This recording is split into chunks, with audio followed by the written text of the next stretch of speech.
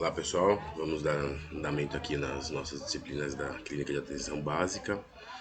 Hoje nós vamos falar sobre atendimento odontológico dos pacientes com distúrbios endócrino-metabólicos, né?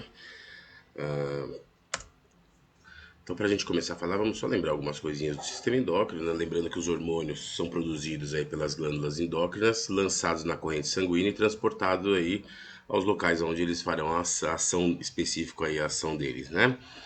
Os hormônios têm um papel crucial no estabelecimento e na manutenção do meio, ou seja, mantendo a homeostase do organismo do ser humano. A deficiência ou excesso da produção desse hormônio sempre aí vai resultar em alguns sinais e sintomas que podem ser variáveis aí no corpo humano. Então vamos tentar tratar aí os distúrbios endócrinos que obviamente que tem alguma repercussão apreciável aí em cavidade bucal ou na área de atuação do cirurgião dentista. Qualquer razão aí que tenha para ter ação para o cirurgião dentista. A primeira coisa que a gente vai ter, obviamente são diversas doenças que podem ter pequenas repercussões, a gente vai abordar obviamente as principais delas, né? A primeira delas a gente vai falar são as doenças da glândula tireoide, que são o hipertireoidismo e o hipotireoidismo. O hipertireoidismo é uma condição clínica que vai resultar aí no aumento da produção desse hormônio. Os principais sinais e sintomas a gente percebe aí no nosso paciente uma pele da face que pode ser quente e úmida, muito comum aqui a exoftalmia que a gente percebe nesse ator de comédia, tá bom? A perda de peso, você percebe que ele é bem magro também, e aumento de apetite. É muito comum, mesmo com o aumento do apetite, esse paciente tem aí a perda de peso. Aumento em volume aí da glândula tireoide, né, lá no pescoço do paciente, que a gente percebe, e irritabilidade e aumento da atividade motora. Claro que nem sempre todos os sinais e sintomas estão presentes em todos os pacientes. Muitas vezes é apenas parte aí desses sinais ou sintomas. Então, o hipertireoidismo, a grande interferência aí maxilofacial pra gente, bucomaxilofacial pra gente, é que ela pode ocorrer osteoporose aí nos maxilares ou então crânio, tá? Ou seja, maxila, mandíbula e podendo se estender para o crânio. Principalmente maxila e mandíbula é de grande interesse para a gente. Em casos extremos aí essa desmineralização pode ser tão extensa que pode levar então à reabsorção do osso alveolar, ou seja, o osso que segura ali o elemento dentário. As manifestações bucais, então a gente percebe essa reabsorção óssea alveolar, que é importante para a gente. Com isso, aumenta-se a predisposição para a doença periodontal, para a hiperplasia gengival, bolsas periodontais, a doença periodontal como um todo, né? A xerostomia, que é a sensação de língua de boca seca e também muitas vezes a diminuição de saliva e a língua aumentada. A gente tem aí muitas vezes uma hipertrofia dessa língua. Pacientes jovens aí muitas vezes podem ter perdas de dentes descidos, pacientes ainda com dentes descidos nesta fase, né? Perda precoce dos dentes descidos e erupção precoce também dos dentes definitivos, né? O hipertiroidismo aí como doença sistêmica deve ser orientado obviamente pelo endocrinologista. Obviamente a gente vai se ater somente às suas repercussões bucais e não obviamente a sua parte sistêmica, que aí quem tem que tratar é o endócrino. Já o hipotiroidismo, ele é ao contrário aí do hipertiroidismo, né? Vai ser a condição clínica que resulta da diminuição da produção do hormônio. Os principais sinais e sintomas que a gente vai perceber, como o nosso Peter Griffin aqui, é aumento do peso corporal, e não só do Peter Griffin, da gente também, né? Da obesidade. O edema periorbital e nas mãos, tá? A gente percebe aqui como fica bem característico nele, a mão bem gordinha assim, né? Bem demasiada. O edema periorbital também é bem comum, aquelas bolsas debaixo do olho. A pele mais pálida, fria e desidratada. Fraqueza, lentidão motora e fala lenta, é bem comum aí nos pacientes com hipotiroidismo. E intolerância ao frio e diminuição do suor. Normalmente as pessoas com um aumento de peso costumam ter aumento do suor Muitas vezes a característica que a gente acaba percebendo é que tem aumento de peso e não acaba tendo esse aumento de suor também. Muitas vezes o paciente descobre por sinais mais simples, tá? As manifestações bucais aí do paciente com hipotireoidismo incluem aí também a reabsorção óssea alveolar, predisposição à doença periodontal, a hiperplasia gengival, com risco aí também para hipocalcificação dentária dos maxilares, também a xerostomia, né, a sensação de boca seca e a língua aumentada. A lentidão da fala também é muito comum aí também no hipotireoidismo. Como uma doença sistêmica, do mesmo jeito do hipertireoidismo, ele deve ser tratado aí por um endocrinologista e, obviamente, a gente só pode fazer no máximo um auxílio diagnóstico, tá? Porque, obviamente, muitas vezes o paciente ele acaba procurando muito mais o cirurgião dentista no dia a dia dele do que um endocrinologista, né? E muitas vezes a gente acaba percebendo aí essas doenças sistêmicas.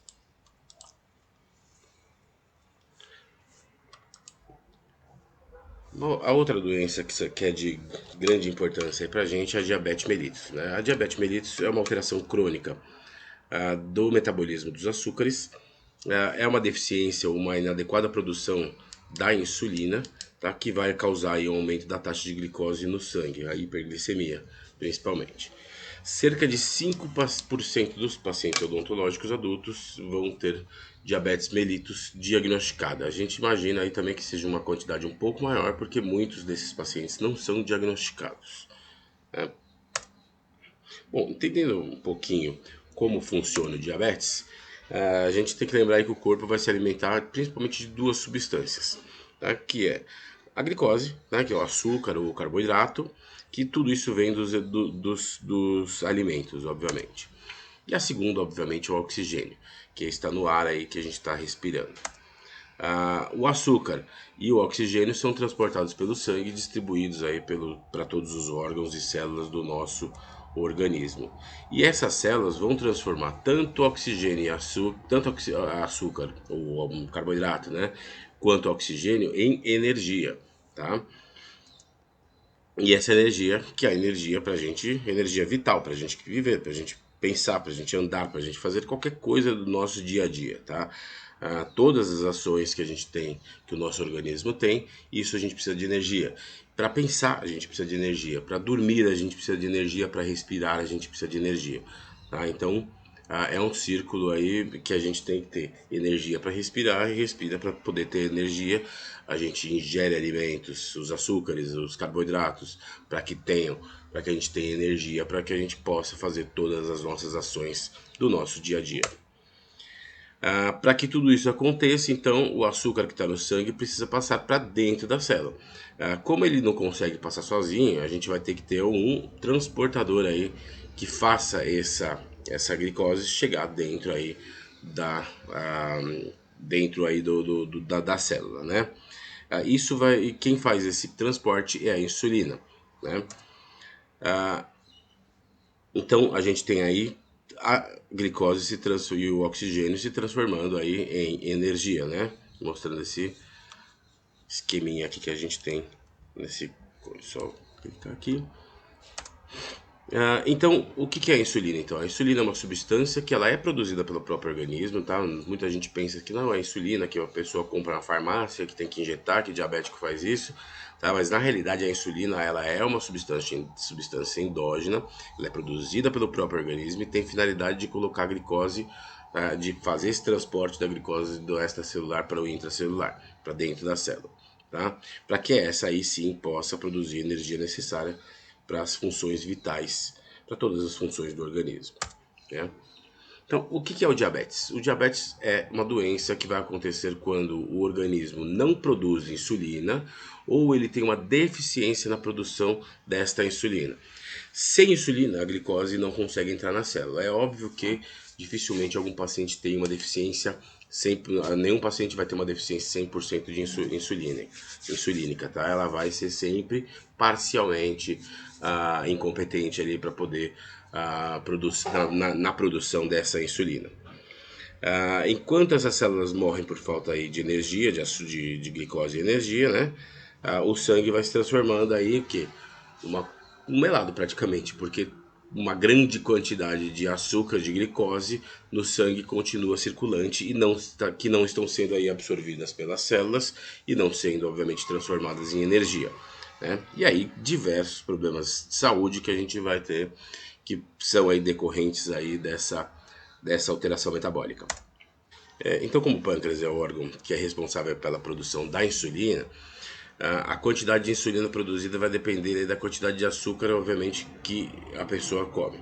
Tá? Ou seja, o pâncreas vai produzir insulina dependendo de qual a quantidade que essa pessoa está ingerindo de carboidrato, de açúcares. Tá?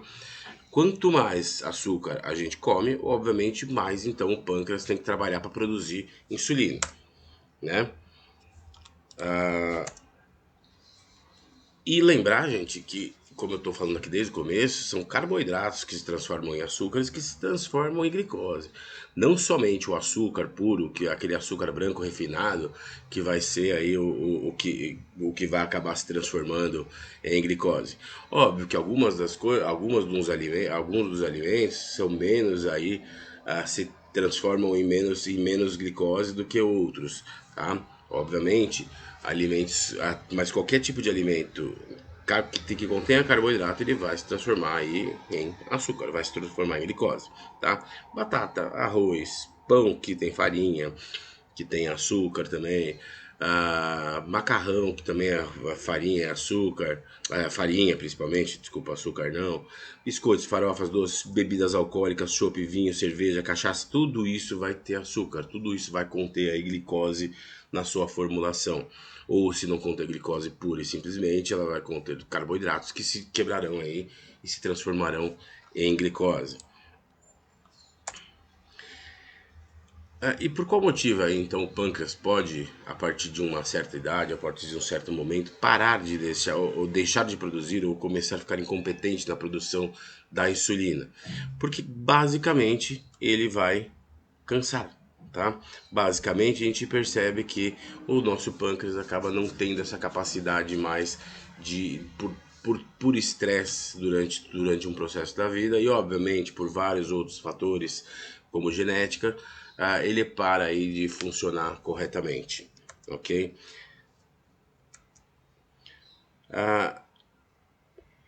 Nosso organismo muitas vezes fica ali esperando que a gente faça exercício para consumir essa glicose. Se a gente não faz exercício para consumir essa glicose, obviamente o pâncreas vai trabalhando cada vez mais, né?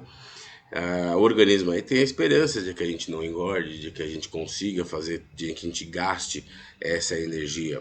Conforme a pessoa engorda, o paciente engorda, são necessárias quantidades maiores ainda de insulina para colocar essa glicose para dentro da célula, tá? Porque a reserva é muito grande. Até chegar o momento em que o pâncreas não consegue mais produzir tanta a insulina em grande quantidade. O diabetes aí começa então muito tempo antes dele aparecer com sinais clínicos e laboratoriais, tá bom? A gente percebe que o diabetes acaba sendo um processo cumulativo aí com, obviamente, o diabetes tipo 2 que a gente vai ver logo pra frente. Pode começar em qualquer idade. Obviamente, a gente tem uma idade de risco maior, que são a partir dos 40 anos, quando se pensa em diabetes do tipo 2. O diabetes do tipo 1, obviamente, é considerada aí a diabetes juvenil, que é uma diabetes que ela é genética, né? A pessoa já nasce ou nasce com uma predisposição muito grande a desenvolver logo na fase da infância.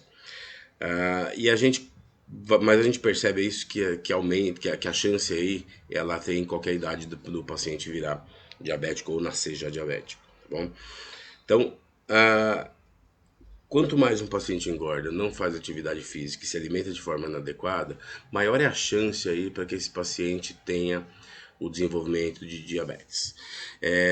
Não quer dizer que uma pessoa que não faça exercício físico, que seja obeso e que se alimente de forma inadequada, vá ter diabetes. Não é obrigatório que ele tenha diabetes, mas a chance dele desenvolver o diabetes é muito, muito maior, tá?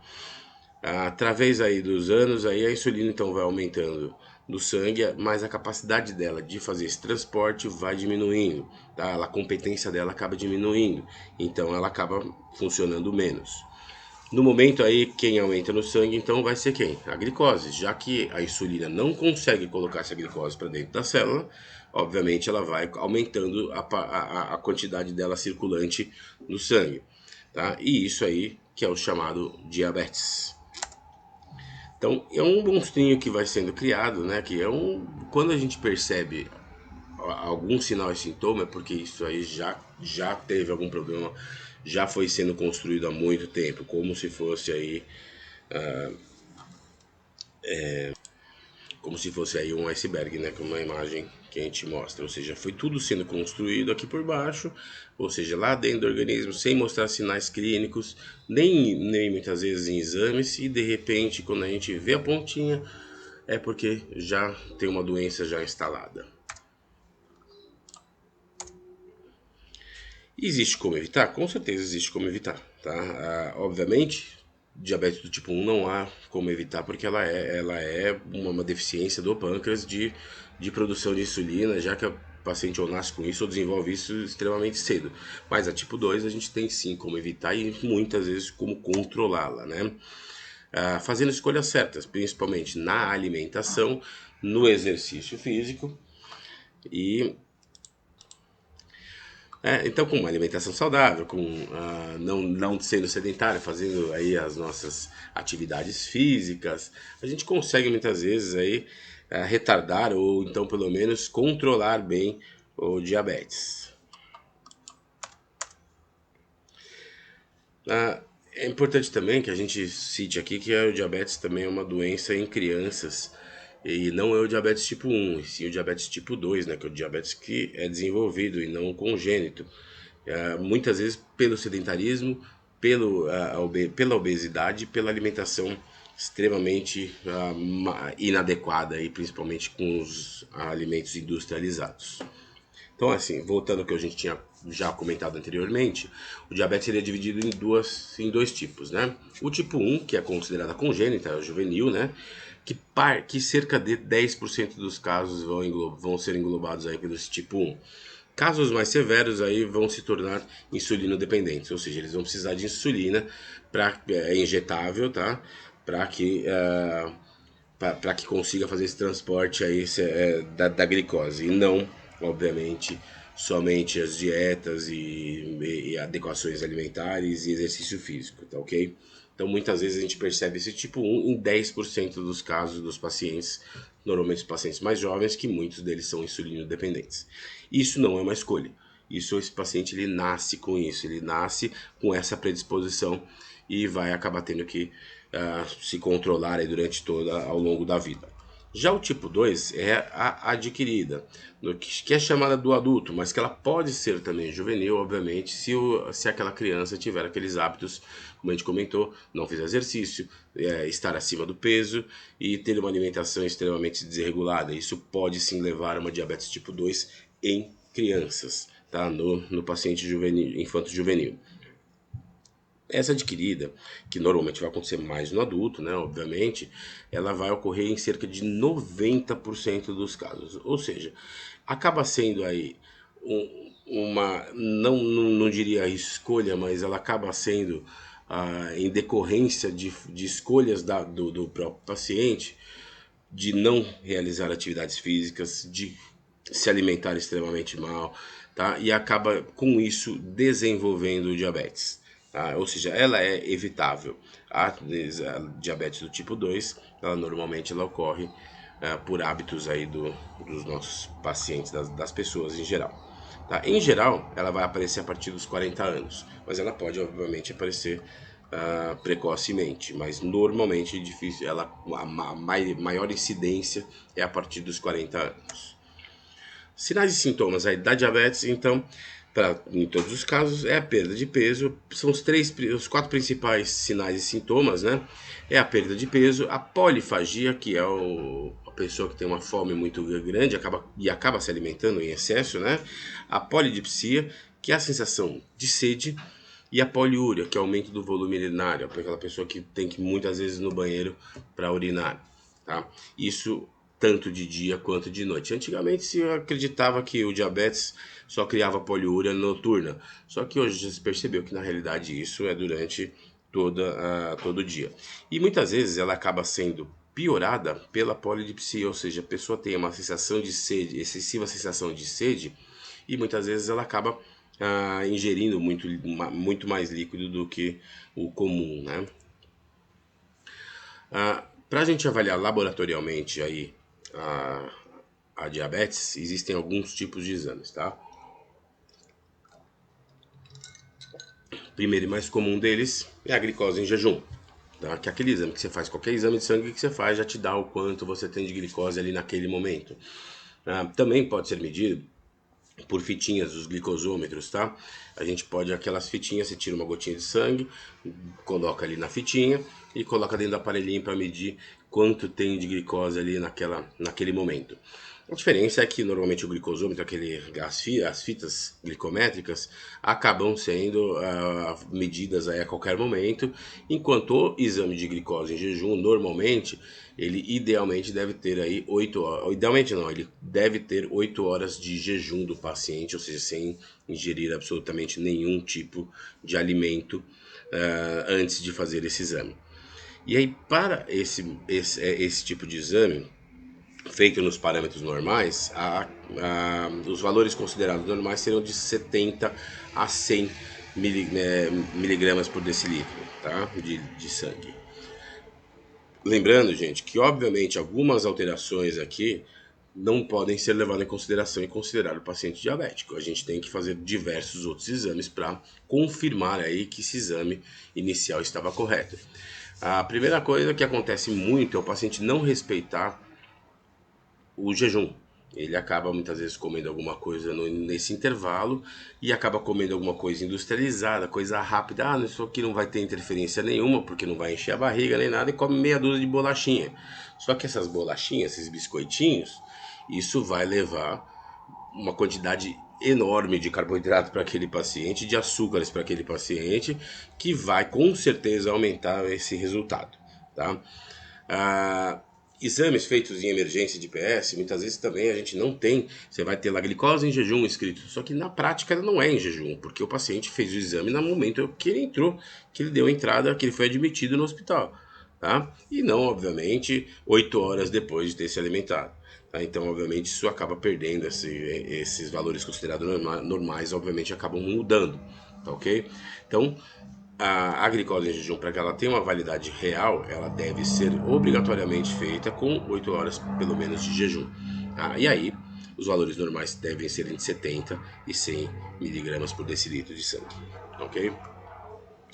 Bom, se um paciente neste exame apresenta algum tipo de alteração, ele deve ser encaminhado aí. Se a gente visualiza isso primeiro, por exemplo, eu vou fazer um procedimento cirúrgico no meu paciente, um implante. Eu vou pedir um hemograma para ele, glicose, tudo isso direitinho, para ver como é que está funcionando o organismo desse meu paciente, se ele tem algum risco a mais, algum risco cirúrgico, ou até risco somente de perder o implante, que seja, mas é algo que eu preciso ter em mente e preciso passar para o meu paciente. Eu peço um exame de glicose em jejum. Esse exame de glicose em jejum vem com 110 miligramas por decilitro, tá? A glicose dele está em 110.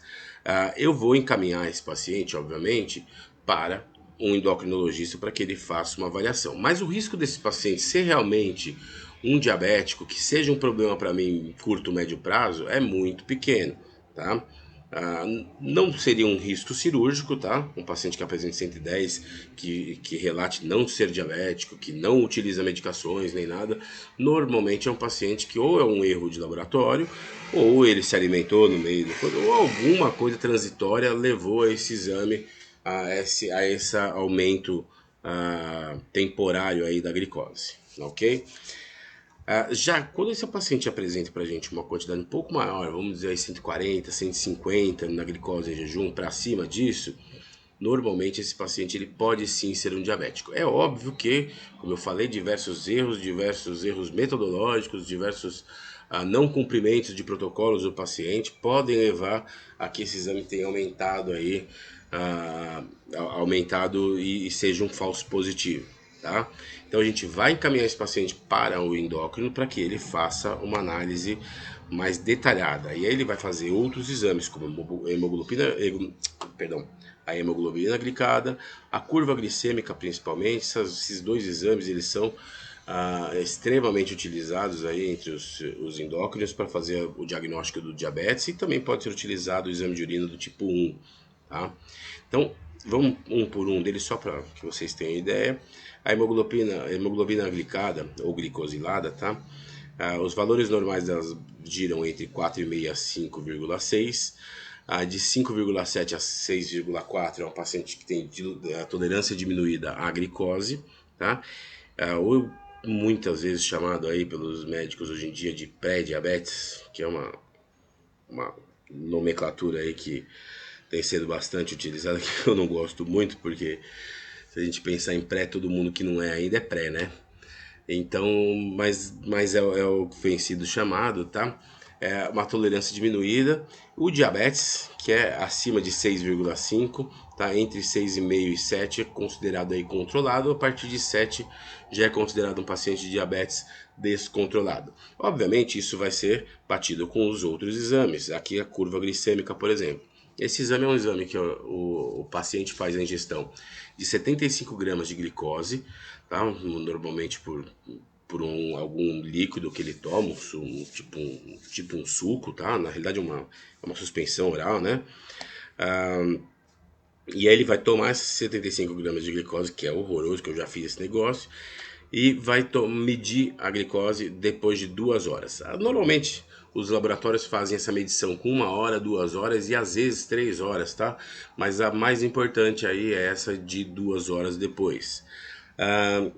Os resultados, quando eles são inferiores a 140, aí normalmente ele vai estar aí entre 100 e 140, tá? Muito próximo dos 140, eles vão ser considerados aí normais, tá? Ou seja, o paciente não é diabético.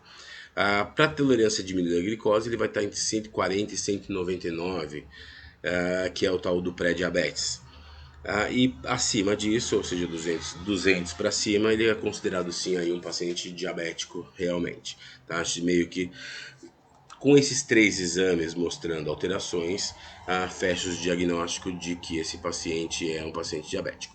Se todos esses exames estiverem ainda inconclusivos ou algum deles ainda não tiver dado o resultado fiel, se parte para um quarto exame, que é o exame de urina do tipo 1, que vai avaliar a glicosúria, a glicose na urina, que se ela tiver até 180 miligramas por decilitro, é um paciente que ainda é normal. A partir disso ele começa a ser o tal do pré-diabético, e o diabético não há valores, não consegui encontrar na literatura valores que difiram entre o tal do pré e o diabético em si, tá ok?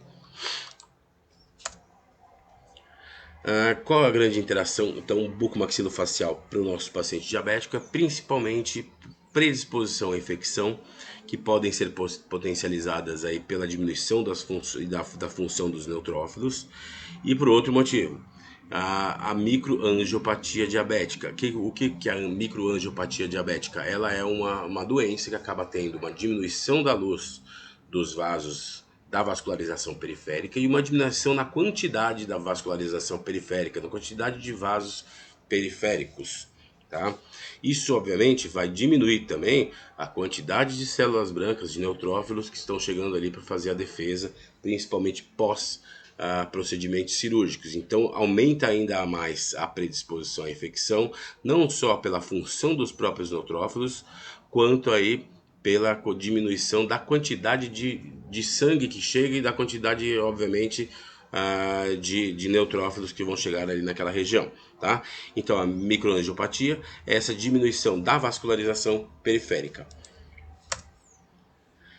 Além disso, a gente vai ter uma cicatrização retardada, também pela microangiopatia e, óbvio, também por uma deficiência de colágeno que um paciente diabético pode desenvolver. Aumento aí da reabsorção óssea também é comum nos pacientes diabéticos, o que pode levar aí ao aumento de incidência da doença periodontal e também a diminuição da osso-integração, no caso aí dos implantes osso-integráveis. Muitos pacientes aí que são candidatos a implantes osso-integráveis acabam perdendo os implantes, que são diabéticos, acabam perdendo os implantes por motivos aí microestruturais que não aí pelo padrão normal, né? ou seja, o paciente tem ótima higiene, a peça está, o implante foi bem instalado, a coroa está extremamente bem feita, ajustada e de repente o paciente acaba perdendo essa integração por aí, por todos esses fatores aí que a gente comentou até o momento, né? Algumas adequações do tratamento odontológico devem ser feitas com o paciente diabético, né, no momento do procedimento odontológico. De preferência, esse paciente deve ser consultado pela manhã e sempre, obviamente, alimentado, ou seja, que ele tome um café da manhã reforçado antes do procedimento. Caso, obviamente, não possa, que ele faça isso no período da tarde. Mas, obviamente, próximo ao horário do almoço, evitar horários muito tardes, porque muitas vezes o paciente acaba ficando sem a se alimentar e acaba criando aí um problema maior, às vezes até de hipoglicemia. Tá? É um paciente que deve ter um controle periodontal extremamente rígido, tá? Ele não pode falhar de jeito nenhum, porque ele já tem uma chance aumentada aí tanto no periodonto de sustentação quanto no periodonto de proteção, né? Ou seja, ele acaba tendo edemas gengivais, hiperplasias gengivais, bolsas periodontais, reabsorções ósseas. Então, o controle desse paciente deve ser mais rígido do que um paciente que não tenha outros problemas de saúde, tá? Que seja um paciente aí rígido. Profilaxia antibiótica é obrigatória em todos os procedimentos cirúrgicos desses pacientes, na realidade em todos os procedimentos cruentos, né? Se a gente for pensar aí, raspagens periodontais subgengivais, todos os procedimentos que levem a um sangramento maior devem ser aí ah, abordados com a profilaxia antibiótica antes desses procedimentos. Evitar sempre corticoide devido à ação hiperglicemiante do corticoide e também evitar os corticoides aí também pela sua função imunossupressora, né? Que pode aumentar aí o risco de infecções, como é um paciente já com maior risco de infecção, a gente deve sempre evitar aí o corticoide, tá bom? Principalmente também a gente tem que pensar nos corticoides, evitar corticoides em pacientes que são aí os tal dos pré-diabéticos.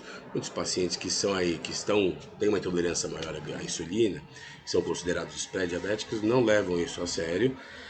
E nem te contam, às vezes, numa anamnese, se você não tentar fazer uma anamnese que leve o paciente a te dar esses elementos, e você acaba passando batido, acaba até prescrevendo um corticoide para prévia uma cirurgia de terceiro molar, para não inchar alguma coisa, e você pode levar esse paciente pré-diabético a uma diabetes, tá? Então, tentar evitar ao máximo aí o corticoide nesse tipo de paciente. Bom, gente, então é isso. Agradecer pela atenção. Meu e-mail é odontologia@ibirapuera.edu.br. Qualquer dúvida, deixem aí no fórum ou enviem por e-mail, tá? O fórum, obviamente, é mais fácil para a gente responder e mais rápido aí, tá ok? Muito obrigado. Até logo. Até a próxima aula.